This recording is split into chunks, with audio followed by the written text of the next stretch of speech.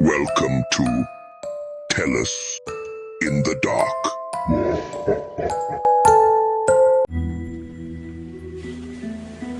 Thunder rumbled in the distance, a low growl, like a beast awakening. The wind was picking up too. It moaned through the trees, a lonely, mournful sound. On the radio, a haunting melody played. The notes drifted through the air, heavy with a sense of foreboding. It was going to be one of those nights. I was used to the quiet. Being a night dispatcher in a town like Havenwood had its perks. Peaceful, they called it. But tonight, the silence was different. It was thick, suffocating, like the world was holding its breath, waiting. The clock on the wall ticked past midnight. Each second echoed in the stillness. I tried to focus on the paperwork in front of me, but the unease wouldn't let me be. Something was coming. I could feel it in my bones. Havenwood was a town where everyone knew your name. Most nights, the biggest concern was Mrs. Henderson's cat getting stuck in a tree again. But tonight, even the crickets seemed to have gone silent. The usual hum of distant traffic was absent. The world outside my window had become a void. I walked over to the large window of the dispatch office. The street lights cast an orange glow on the empty street, not a soul in sight. It was as if the town itself was holding its breath. The hairs on the back of my neck prickled. Something wasn't right. I went back to my desk, trying to shake off the feeling. I forced myself to concentrate on the radio static. The clock ticked past 1 a.m., then 1:15 a.m. The silence stretched on, broken only by the thump of my own heart. At 1:30 a.m. the silence shattered.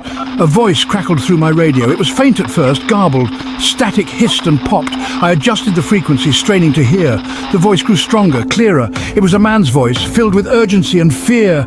"Help me," the voice pleaded. "Please, they're coming. The old church, please." The transmission abruptly ended. Silence descended again, heavier this time. I sat frozen, my blood turning to ice. That voice, it was close, too close. The old church.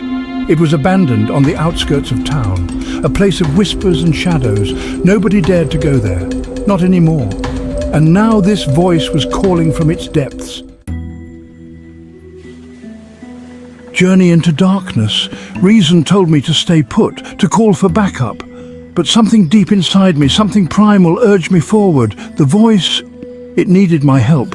I grabbed my flashlight and keys, stepped out into the night. The wind whipped at my face, carrying a chill that went deeper than the bone. The old church loomed in the distance, a silhouette against the storm clouds. Each step toward it felt heavier than the last. As the clock struck midnight, the air grew colder. The shadows seemed to move on their own, and an eerie silence filled the room. Suddenly, a whisper echoed through the halls, sending chills down the spine. The night shift had turned into a haunting encounter, one that would be remembered forever. I stood frozen in place, the whispering voice growing louder, more insistent.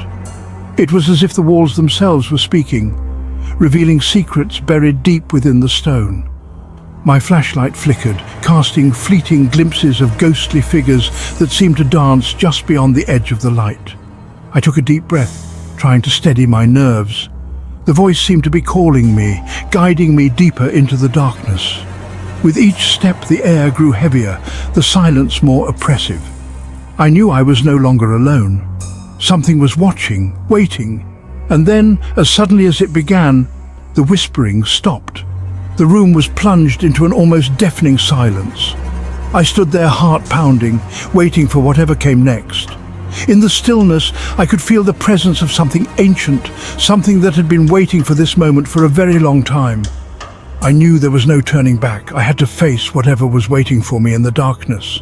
And so, with a final trembling breath, I continued forward into the unknown. Face to face with fear.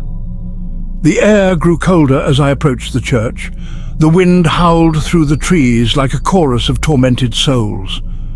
Then I saw it. A figure standing near the entrance, tall, gaunt, shrouded in shadow. I stopped, my heart pounding against my ribs. "Hello?" I called out, my voice trembling. "Are you all right?" The figure didn't move. It stood there, unnaturally still. The wind seemed to whip around it, but the figure remained untouched. I took a hesitant step closer, my hand hovering over the flashlight. "Can you hear me?" I asked, my voice little more than a whisper.